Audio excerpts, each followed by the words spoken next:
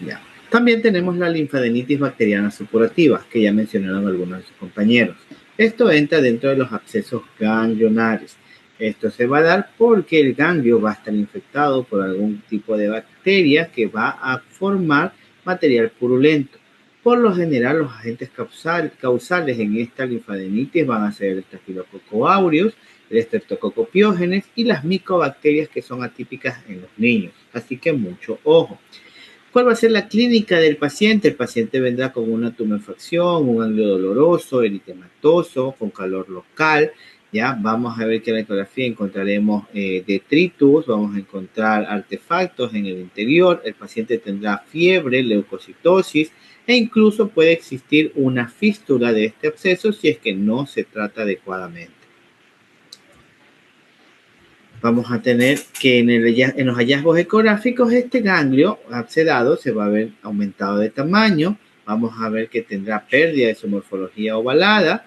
Vamos a verlo un poco más redondeado e incluso vamos a encontrar que su ecogenicidad será más heterogénea. Puede tener en este caso áreas anecoicas, hipoecoicas e incluso colecciones líquidas. Vamos a ver que sus bordes van a ser mal definidos. Puede que haya una celulitis circundante y una presencia de septos internos con niveles líquido-líquido. Vamos a ver al colocar Doppler una hiperemia periférica intensa. Vamos a ver ausencia de flujo en la zona central, que va a ser el signo del absceso.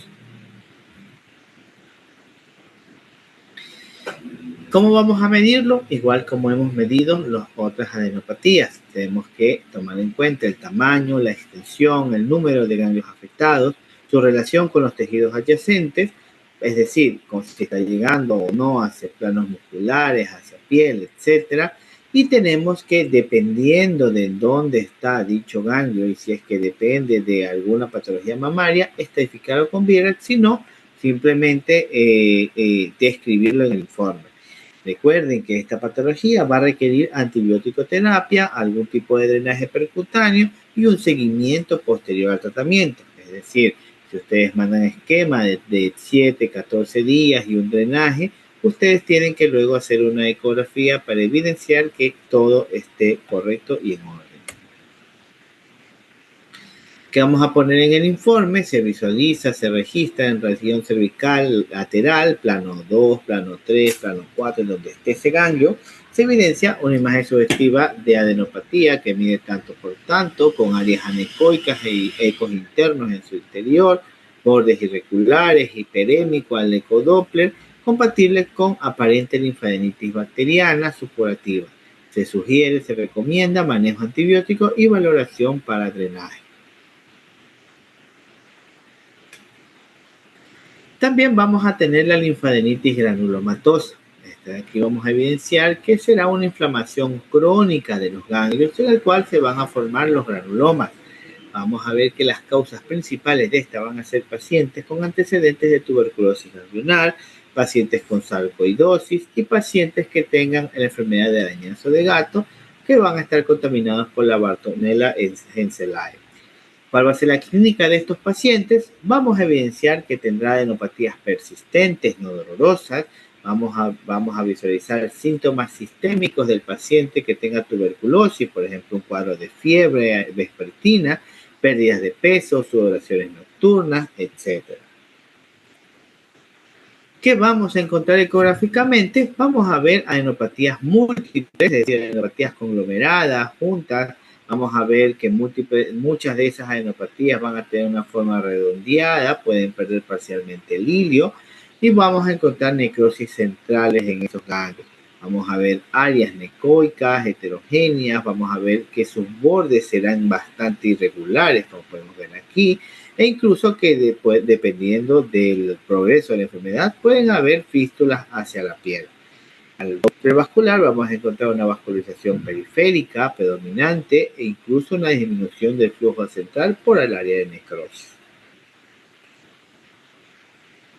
¿Cuáles van a ser las particularidades según la etiología? Vamos a encontrar que en la tuberculosis vamos a tener una necrosis central y vamos a ver ganglios conglomerados.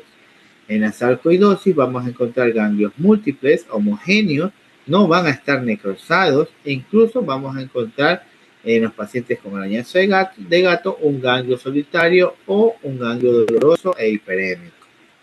¿Cuál va a ser la conducta? Vamos a necesitar estudios complementarios, vamos a necesitar serología, Gini-Sper, etcétera, y vamos a tener que derivar al paciente al área correspondiente, sea neumología, sea infectología, etcétera. Si el paciente está en el contexto mamario, podemos categorizarlo dentro del VIRAS dependiendo de la patología en la que se encuentre. Un momento.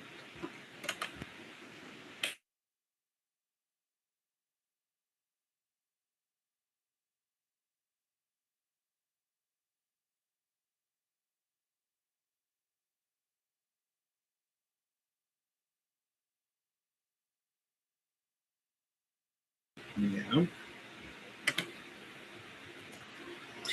¿Qué vamos a poner en nuestro informe? Por ejemplo, podemos poner se evidencia en región cervical en plano 2, plano 3, plano 4, imagen sugestiva de conglomerado ganglionar, siendo de mayor tamaño, tanto por tanto, con áreas anecoicas en su interior, bordes irregulares, poco definidos, con flujo periférico del Doppler, compatible con linfadenitis granulomatosa. En contexto del paciente se sugiere linfadenitis tuberculosa. También tenemos las linfadenopatías en enfermedades reactivas autoinmunes. En esta vamos a ver en especial el lupus eritematoso sistémico, la artritis reumatoidea y el síndrome de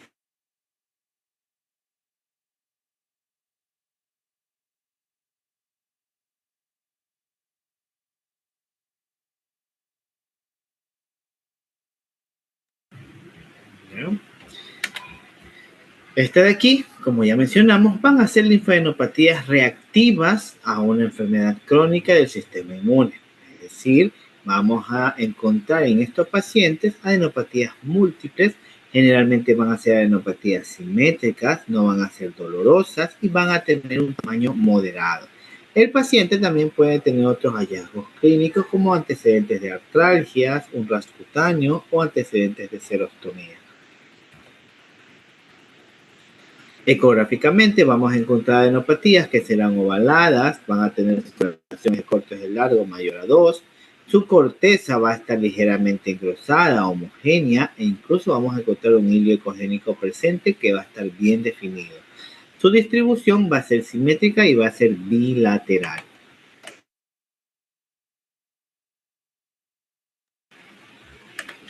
Además que si nosotros colocamos el Doppler en estas patologías, vamos a encontrar una vascularización iliac conservada o discretamente aumentada y no vamos a observar en cambio un patrón caótico. Vamos a ver que por importancia clínica, esto de aquí nos va a ayudar a diferenciar de un linfoma que este puede ser asimétrico o puede tener un hilio ausente. En este caso, no necesita una biopsia si es que el paciente tiene un contexto clínico claro. Vamos a iniciar el tratamiento de base de la patología autoinmune y vamos a hacer controles ecográficos periodos en el caso de pacientes que tengan de alto riesgo, por ejemplo, pacientes que tengan lupus eritematoso sistémico y que se esté sospechando en el paciente un cuadro de linfoma. Por ejemplo, ustedes van a poner su evidencia en región cervical, bilateral, adenopatías múltiples ovaladas con hilo ecogénico conservado, con corteza uniforme menor a 3 milímetros, simétricos, hallazgos sugestivos de linfadenopatía reactiva, correlacionar con antecedentes clínicos y exámenes complementarios. También tenemos las metástasis ganglionares. Esta de aquí va a ser la infiltración de los ganglios linfáticos por las células tumorales que van a provenir de tal vez un cáncer primario. Por lo general, el sitio frecuente donde se van a diseminar va a ser, por ejemplo, el cáncer de mama, cáncer de tiroides, pacientes que tengan melanoma, cáncer de pulmón, pacientes con cáncer gástrico o pacientes con cáncer en la región genital. Vamos a encontrar que sus características van a hacer que el ganglio no va a ser doloroso a la digitopresión, va a ser duro a la palpación y que incluso puede presentarse patologías únicas o en conglomeradas. Por eso, nosotros estamos viendo esta patología y encontramos que el paciente ya tiene un contexto oncológico, lo vamos a estratificar según la escala TNM. ¿Cuáles van a ser los hallazgos ecográficos? Vamos a encontrar un ganglio que va a tener una forma más redondeada, que va a tener una corteza engrosada e irregular y que la corteza va a medir más de 3 a 5 milímetros. Vamos a evidenciar un hilio ausente, el cual también puede ser sustituido por tejido hipoecoico, y vamos a ver que tendrá bordes irregulares e incluso, ya en casos avanzados, bordes infiltrativos. Vamos a encontrar en dicho ganglio que tendrá áreas de necrosis central, las cuales serán áreas anecoicas. Vamos a evidenciar también en ciertos casos microcalcificaciones, aunque no siempre se pueden ver dichas imágenes. Por ejemplo, en el caso de pacientes con una metástasis tiroides.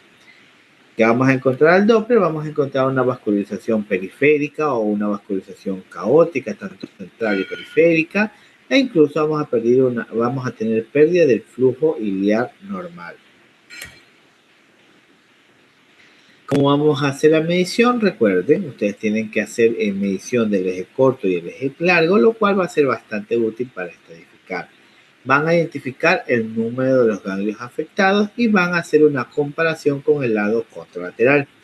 ¿Cuál va a ser la conducta? Ustedes tienen que clasificarlos, si es que está en el contexto mamario, escoger el BIRAX en el que se encuentra, 4C, igual BIRAX 5, y si es que está con patologías malignas, recomendar ahí sí una PAF o una biopsia por aguja gruesa.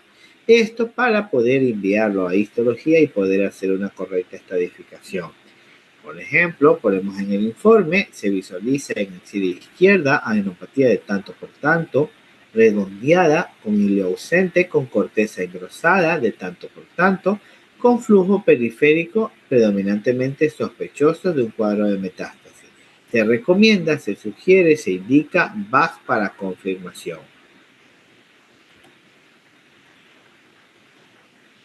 También vamos a encontrar metástasis ganglionares por un cáncer de mama.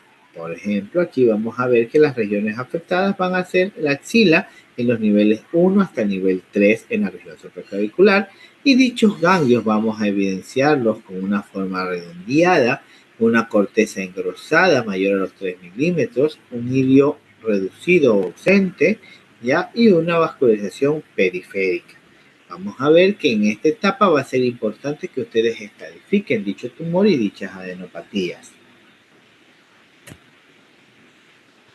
Tenemos las metástasis ganglionares, en el cual también tenemos cáncer de tiroides, en el cual vamos a ver que el cáncer de tiroides papilar o el cáncer de tiroides medular van a afectarse o van a encontrarse en los niveles cervicales, tanto el 2, el 6 y en la región supraclavicular. ¿Qué vamos a encontrar ecográficamente? Vamos a encontrar un ganglio, el cual no vamos a evidenciar el hilio, como están viendo en la imagen. Vamos a encontrar microcalcificaciones, los cuales van a ser puntiformes, lo cual serán signos característicos de un cuadro de metástasis. Podemos evidenciar quistes ganglionares en pacientes que tengan carcinoma papilar, e incluso dicho ganglio puede tener una vascularización periférica y se va a ver irregular. En pacientes que tienen melanoma, vamos a ver que la región afectada van a ser los ganglios regionales, en especial ganglios inguinales, axilares, cervicales, etc. Dependen mucho de dónde se encuentra el tumor primario, así que mucho ojo al momento de investigar. ¿Cuáles van a ser los hallazgos ecográficos? Vamos a encontrar unos ganglios que van a ser hipocaptantes, es decir, vamos a ver un área de necrosis extensa, vamos a ver ausencia de hilio, bordes irregulares y tal vez pueden haber múltiples ganglios afectados, es decir, una metástasis satélite. Tenemos los tumores gastrointestinales y los tumores ginecológicos. Estos de aquí van a afectar la región retroperitoneal, ganglios mesentéricos, ganglios inguinales. Vamos a ver que ecográficamente se verán como conglomerados, como un patrón hipoecoico difuso, con hilio ausente, y nosotros lo que tenemos que hacer siempre que realicemos la exploración es documentar la cantidad y el tamaño de los ganglios que evidenciamos. Tenemos que descartar, visualizar y descartar si hay la presencia de un hilio ausente, si hay una corteza engrosada y si encontramos flujo periférico. Eso nos indicaría un alto índice o un alto hallazgo de metástasis. Tenemos pacientes que tienen el linfoma de Hodgkin. En este caso vamos a ver que esta neoplasia va a ser maligna del sistema linfático y va a estar caracterizado por la presencia de células red Sternberg. Esto de aquí, claro, está en histología, no lo vamos a ver ecográficamente. Vamos a ver que esto afectará principalmente a los ganglios cervicales, ganglios mediastínicos y los ganglios axilares. ¿Cuál va a ser la clínica de estos ganglios? Vamos a encontrar adenopatías indoloras, persistentes, pacientes con síntomas B, por ejemplo, pacientes que tienen fiebre, sudoración nocturna, pérdida de peso, y esto lo vamos a encontrar en pacientes adultos jóvenes. Ecográficamente vamos a ver adenopatías redondeadas, múltiples, van a ser de gran tamaño, van a tener un hilo ausente o incluso apenas visible, van a tener una corteza hipoecoica homogénea e incluso pueden presentarse con conglomerados. Vamos a ver que en ecografía tendrán bordes bien definidos, a diferencia de una metástasis infiltrativa. Vamos a ver una vascularización central y periférica mixta e incluso en ciertos casos prominente. No vamos a evidenciar en el Doppler áreas de necrosis. Vamos a ver que esto lo diferenciará de la metástasis o de la tuberculosis. ¿Qué vamos a documentar? Igual que en todas las adenopatías, vamos a medir el eje corto versus el eje largo y vamos a describir el número de distribución de los ganglios afectados. Vamos a comparar con cadenas ganglionares, no se olvide. ¿Cuál va a ser la conducta? Vamos a clasificarlo dependiendo del contexto, ¿ya? Y vamos a requerir que se derive al paciente a hematología y que se realice una biopsia para hacer el diagnóstico definitivo. Por ejemplo, si nosotros hacemos una ecografía a nivel cervical, podemos colocar, se evidencian múltiples ganglios redondeados de tanto por tanto, con hilo ausente, cogerencia homogénea, flujo periférico mixto, hallazgo sugestivo de linfoma de Hodgkin.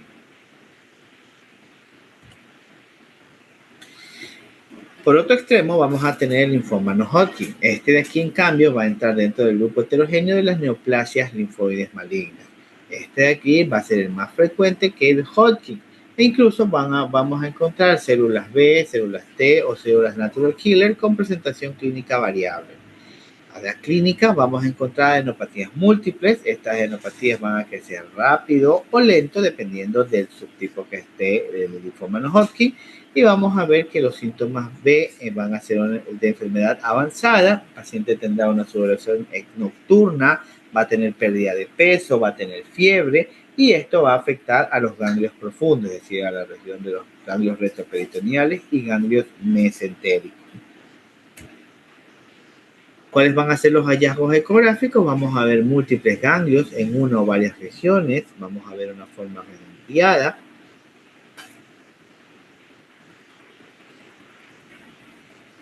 Vamos a ver que su ecogenicidad será homogénea. Vamos a ver incluso que el ganglio va a ser hipoecoico y que va a formar masas conglomeradas que incluso pueden desplazar estructuras que están circundantes. Al Doppler vamos a ver un Doppler vascular marcado, difuso, central y periférico, e incluso que si nosotros colocamos Doppler vamos a ver áreas con hipervascularidad. Mucho ojo.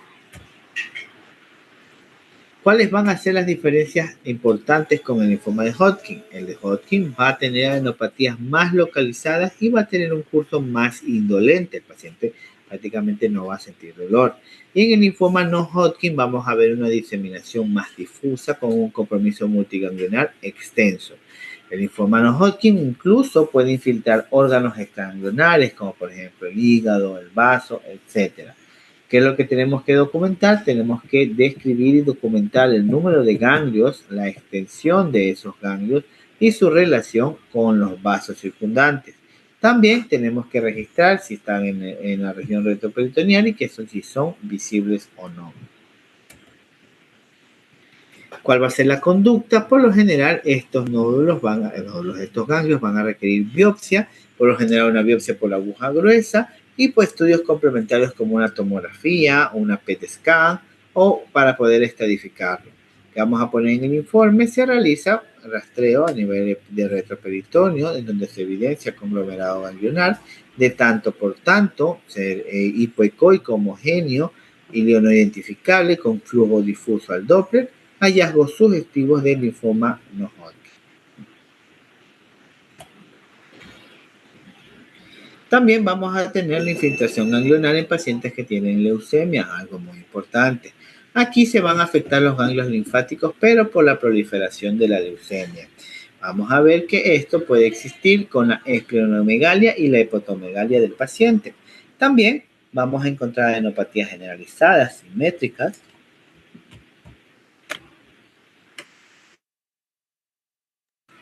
adenopatías simétricas, ¿ya? E incluso vamos a ver signos de pancitopenia. El paciente va a tener fatiga, va a tener un sangrado, va a tener infecciones frecuentes, y a los laboratorios vamos a encontrar áreas de leucocitosis, vamos a encontrar los laboratorios con leucopenia y vamos a ver blastos en sangre periférica. Que vamos a encontrar ecográficamente, vamos a ver ganglios múltiples hipoecoicos, pueden presentar un tamaño variado, un tamaño uniforme. Vamos a ver que el hilio estará ausente o tal vez va a estar bastante reducido y vamos a encontrar una morfología ya más redondeada. Estos ganglios se van a distribuir hacia la región cervical, la región axilar, inguinal, abdominal de forma difusa en el cuerpo. Vamos a encontrar que al Doppler vamos a tener áreas de hipervascularización, vamos a ver un flujo homogéneo y a diferencia de la metástasis en esta patología no va a existir un área de necrosis central. ¿Cuál es la importancia clínica? Esto va a sugerir un compromiso sistémico. Vamos a necesitar que lo confirme hematología. Este de aquí va a ser un diferencial con el linfoma en pacientes con la leucemia. Incluso puede existir una esplenomegalia difusa, así que no se olviden de revisar. Aquí este no se estadifica con VIRAS, como ya lo sabíamos, y este vamos a tener que derivarlo a hematología. Esto de aquí nos va a ayudar a confirmar mediante un aspirado de médula ósea o una citrometría para ver si efectivamente es una infiltración ganglionar por cuadro de leucemia. Que ponemos en informe, se realiza rastreo en región inguinal bilateral, se evidencian múltiples ganglios hipoecoicos redondeados con hilio no visible, con una distribución simétrica, se sugiere correlacionar con antecedentes clínicos y exámenes complementarios.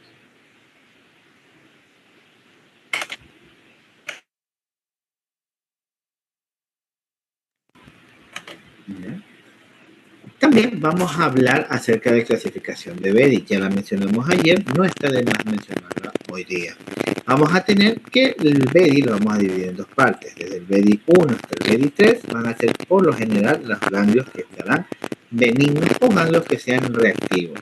Y del BEDI 4 al BEDI 6 vamos a indicar biopsias, estudios histopatológicos para poder estratificar el compromiso axilar, ¿ya? Y si es que está en contexto mamario, colocar el VIRAS. Aquí podemos ver las distintas características del BEDI. Por favor, hagan mi captura para que les ayude posteriormente.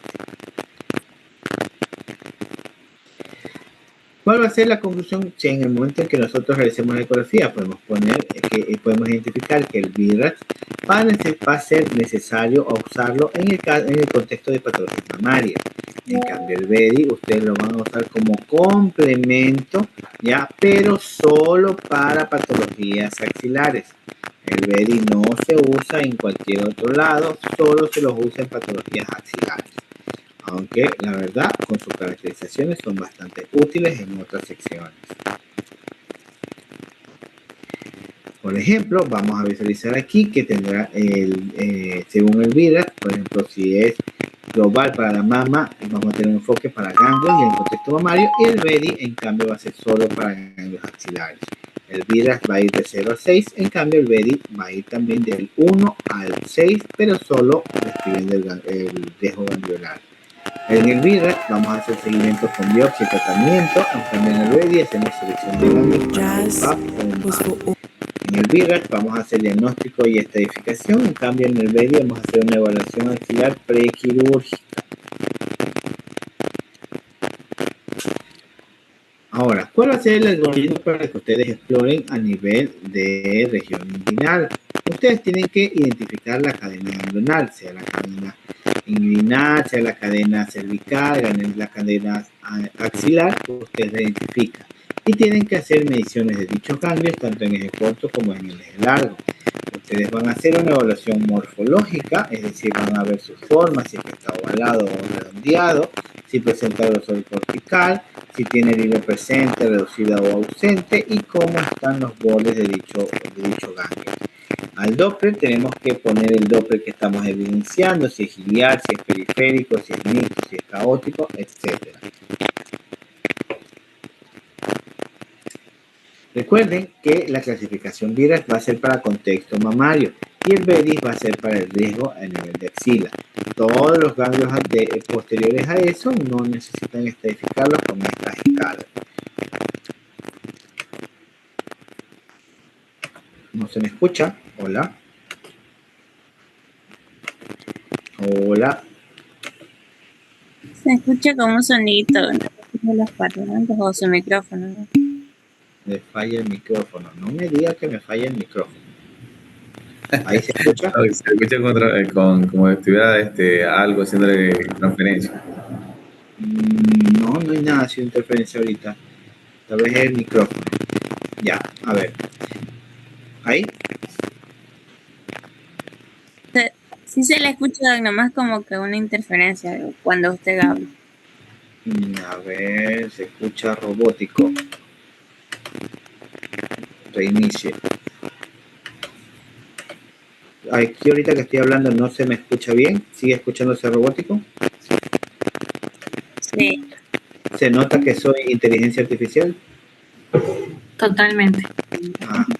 Me acaban de descubrir. A ver, déjenme salir y vuelvo a entrar. Pero no importa si se le escucha, Doc, solo es esa interferencia. A ver. Pero tal vez para que tenga pendiente que su micrófono pueda estar haciendo interferencia con algo.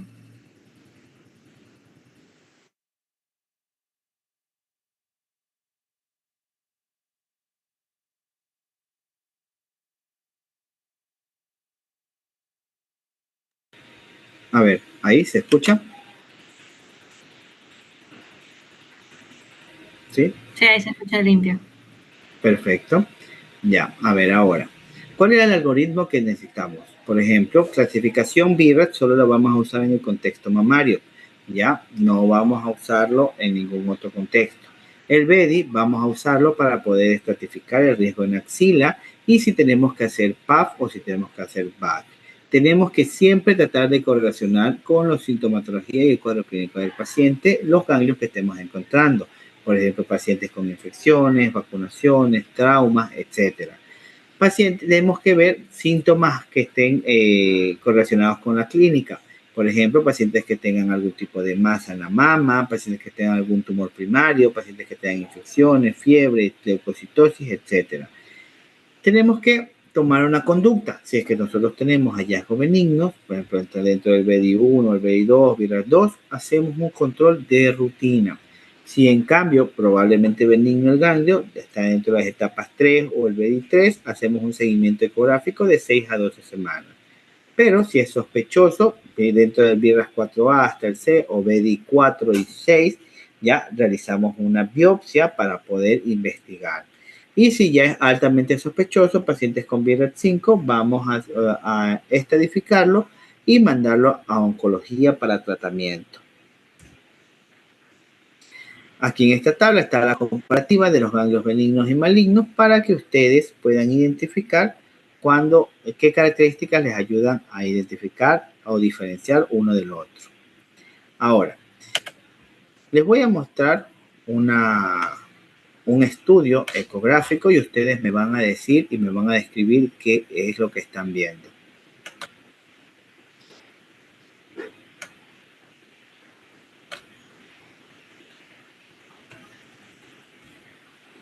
¿Quién se anima a describir?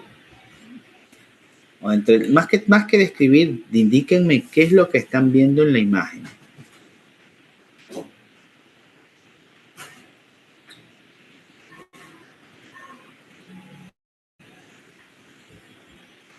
Una ecografía abdominal, probablemente que de vías biliares, hepáticas, casi cabeza de páncreas. No es una ecografía abdominal. Es abdominal. ¿Es? Ah, sí. ¿Es qué? Ovarios, ¿creo? No, no es ovario. No, como- Es No, una... no le entendí lo que dijo, Doc. ¿Qué dijo? Intrarrectal. No es transrectal. Esto que están viendo es una ecoendoscopía. Se introdujo una cámara con ultrasonido por el esófago y están viendo la parte interna del paciente.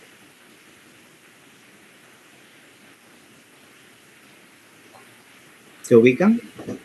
Sí. Ya, perfecto. Ahora, en la ecoendoscopía, ¿qué están viendo? Vías biliares, páncreas, Ya, sí, vemos vías biliares, vemos páncreas. ¿Qué más vemos? hígado. Ya, ¿qué más vemos?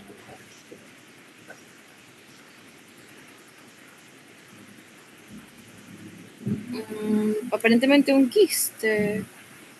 Quiste, esto, Eso grande. Pues- que es- ese. este. Podrían ser los dos. Ya. Vamos, piensen un poquito más. Estamos haciendo, con todo lo que ya vimos en la clase, ¿qué estamos viendo en esta imagen? Este es un caso real de un paciente, es de un familiar. En la primera imagen, esas imágenes hipoecoicas que están como a la periferia son de pronto ganglios mesentéricos. Sí, doctor, son ganglios mesentéricos. Van bien. Ahora, ¿qué ven en esos ganglios? ¿Cómo los describen y con qué lo correlacionarían? O sea, están agrandados y los bordes están irregulares. Y Ya, bueno, ahora, no tienen hilio tampoco. no hay hilio, ya, ¿qué más? Entonces, También la cogenicidad es heterogénea y son imágenes, son hipoecoicas y parecen ser sólidas. Ya, el doctor Gordillo dice que es SA de páncreas. Spoiler, no es SA de páncreas. Pero continúen. Miren qué están viendo. No lancen patologías por lanzar. Ya vieron patología ganglionar. Ya han visto dónde están. Ya dijeron que son ganglios mesentéricos. ¿Qué están viendo en las imágenes? Embarazo ectópico hepático.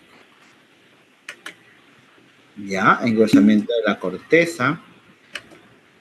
Ya, el Sí, paciente. eso, que la corteza está engrosada y yo la verdad no veo la médula, o sea, parece ser que sí, hay borramiento de la médula. Y Vamos a hacer zoom para que vayan viendo. A ver. ¿Algún otro dato, Doc? A ver. Vamos bajando y vamos viendo más imágenes. Ya, ahí vamos a ver colédoco, vemos cabeza de páncreas. Ya, vamos a ver, acá hay más imágenes. ¿Qué vemos en esas imágenes?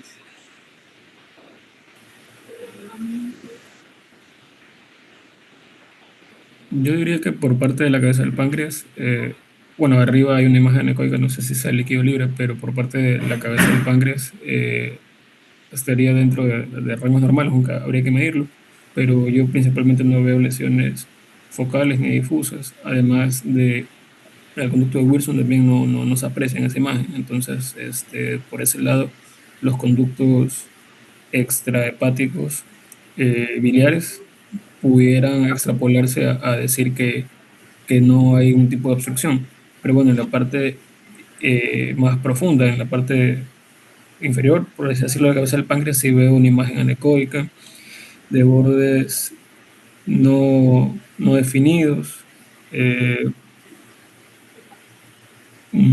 anecoica como tal. No puede ser la cava. Sí, tranquilamente puede ser. Incluso habría que poner el Doppler. Ahora, el páncreas sí tiene una patología.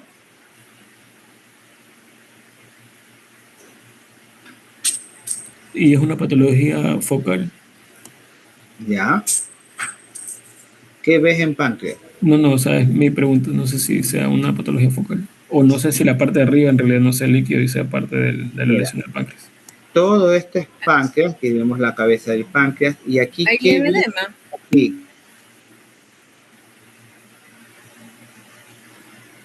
¿Qué ves donde estoy señalando? Un tumor. La cabeza del páncreas. Hay una masa, muy bien podría ser un quiste pancreático. Ujú. Ok. Ya, ¿sí ven? Perfecto. Pero ese era un hallazgo secundario. Ese no era el hallazgo importante en realidad. ¿Ya? ¿Qué ven en esta imagen? Múltiples adenopatías. Múltiples adenopatías, ajá. ¿Ya? Características de las adenopatías. Ya sé que hay múltiples porque aquí dice hay múltiples y dice adenopatías. Ujú. Pero Pérdida de características. hilio. Lobulado, hilio. Hilios borrados. ¿Ya? Ahí dice una doctora inflamación, pancreatitis. Hay alguien que me escribió, acabo de regresar doc, muy bien. Continúen. Linfoma. ¿Qué más ven? Dices linfoma. ¿Linfoma Hodgkin o linfoma no Hodgkin? Es que quiero más clínica. Ya, quieren clínica, nadie preguntó la clínica. Es que Paciente, yo le pregunté. no, recién me está preguntando. No, Paciente de 60 y tantos años, 60, 70 años, ya que presenta vómitos incoercibles, pérdida de peso, dificultad para deglutir alimentos, alzas térmicas, ya que fue hospitalizado. Se realiza ecoendoscopía en el cual se evidencian múltiples adenopatías con hilio borrado, cortical engrosada, ya. Vemos una masa a nivel de páncreas. Ya vamos a leer el informe. Ya, entonces, estamos pensando, ¿qué encontramos? Ya dice la doctora linfoma. ¿Lo dijo porque fue la última patología que vimos o porque parece linfoma? Por el conglomerado. por el conglomerado. Por conglomerado. ¿Qué más tiene la característica de los linfomas?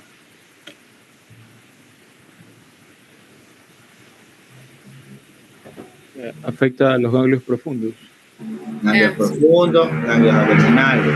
Perfecto. Bajamos más y encontramos más adenopatías. Miren esas adenopatías. Son adenopatías infiltrativas, no infiltrativas. Si ven conglomerados, ¿ves? Pero están como, esa adenopatía está como bordeando un vaso. Uh-huh. Pero Eso ¿Qué es vaso? patognomónico Ajá. ¿Patognomónico de qué? del linfoma. Del linfoma. ¿Hodgkin o no Hodgkin? no, Hodgkin. Linfoma no Hodgkin. A ver, vamos Amarillo. a leer el informe. Lo ponemos en el plato. Bajo anestesia general se introduce el videoendoscopio radial electrónico con el uso de los endokits, acoplado al balón endoscópico descartable con ayuda del set descartable para procesador de ultrasonido más el procesador de endoscopía y se observa. Si ven cuánto se escriben con respecto a la endoscopía y ustedes se demoran en decir se realiza rastreo con transductor lineal. Ahora, el mediastino muestra conglomerado adenopático de 5 centímetros en espacio subcarinal en la ventana gástrica. En la ventana gástrica, las estructuras hígado, vasos, riñón, páncreas y vasos no muestran alteraciones. Cerca del tronco celíaco y especialmente en espacio retroperitoneal se observan múltiples adenopatías mayores a 10 milímetros, unas haciendo conglomerados adenopáticos que alcanzan hasta los 8 centímetros, que a la elastosonografía con una coloración azul verdosa y un strain ratio promedio de 20 y a la aplicación del flujo de FI sin vascularización. En la ventana duodenal identificamos la presencia de un colédoco de 3.5 milímetros. La cabeza pancreática muestra 2 quistes que se comunican con ductos secundarios de 5 y 7 milímetros sin datos de malignidad. Ahora, aquí, por ejemplo, hay un error. Acá arriba me dice que páncreas no muestra alteraciones, pero abajo me dice que sí. ¿Y ven cómo hay un error? ¿Hay o no hay? Uh-huh. Ya. Además, presencia de abundantes adenopatías mayores de 2 centímetros, unas se aglomeran, también llegando a medir 6 centímetros, que producen compresión a nivel del bulbo y posible retención gástrica. El paciente no podía tragar, ¿se acuerdan que les mencioné? Ya que presentaba al inicio del examen abundante contenido gástrico bilioso, de retención, muy mal olor, usando luego la sonda lineal y utilizando una aguja de punción de ecoendoscopía descartable, proceden a puncionar adenopatías mediastinales, retroperitoneales y periduodenales. Tomaron biopsia. ¿Qué concluye? ¿Ya? Múltiples adenopatías mediastinales más punción de biopsia. Conglomerados adenopáticos en región retroperitoneal y periduodenal más punción biopsia posible linfoma. No está caracterizado, todavía no toman la biopsia para caracterizarlo, bueno, todavía no ha llegado a la histopatología. Vía biliar normal, no requiere CEPRE. Quiste de cabeza de páncreas sugestivos de neoplasia papilar mucinosa intraductal y PMN tipo 2 de características benignas. Nota, familiar, bla, bla, bla, bla, bla. Al final, se realiza la biopsia y se determina que es un linfoma no Hodgkin. Entonces, se procede a realizarse valoración por oncología y se procede a quimioterapia y radioterapia con buena evolución. ¿Ya? Entonces, después de varias, para exonerado, si alguien por aquí me dijo embarazada. Dijimos que era patognomónico del linfoma. Aquí por ahí aquí estaba leyendo. Ahí me Yo decía, le dije linfoma no Hodgkin, doc. Pero madre, color el grito trabajo, Eso era puta. patognomónico del linfoma porque estaba bordeando el vaso. Ya me reivindiqué con la participación. Adriana decía embarazo ectópico hepático. Y el otro decía, una pregunta. No sé si Mi celular, mi iPhone dice pero madre, color el grito trabajo, puta. se presentó al Sí, inicio sí, y por que le favor. hizo llegar a pensar en una ¿Qué está pasando? encontraste, mamá? endoscopía, en una Ya. endoscopía. A ver, el Pero sí paciente, dijo fiebre, sí, vómitos, pérdida de ajá. peso. Creo que tenía vómitos, creo que dijo. sí, Sí, vómitos imposibles, dificultad para deglutir. El paciente no me llegó a mí, yo ya me enteré ya cuando ya estaba todo hecho, ya, pero en lo que indagué, él llegó a hospitalización en Milagro, precisamente por vómitos incoercibles, no podía tragar, pérdida de peso, adenopatías en axilas, cuellos, ya, entonces ahí es que deciden realizar la ecoendoscopía por dicha clínica. Entonces, al estar teniendo vómitos biliosos, vómitos con mal olor, es que lo hacen y revisan qué es lo que está pasando. Entonces, no solamente se limiten a hacer una ecografía abdominal, si está dentro de las capacidades, hacer una econdoscopía, lo mandan. En este caso, el que le hizo fue un gastroenterólogo. ¿Sí ven? ¿No? Entonces, mucho ojo con esas adenopatías, pueden pasar. En este caso, se pudo tomar las cartas en el asunto del paciente, se trasladó rápido y casi en cuestión de días se inició la quimioterapia y al cabo de todas las sesiones de quimioterapia el paciente evolucionó bien. Ay, qué bonito. Igual hay que darle seguimiento, no le he dado seguimiento, pero es más que todo, sirve para que ustedes puedan indagar con casos reales. ¿Ya? Bueno, doctores, entonces eso es todo. Nos vemos el día de mañana. Gracias, doc. Listo, hasta mañana.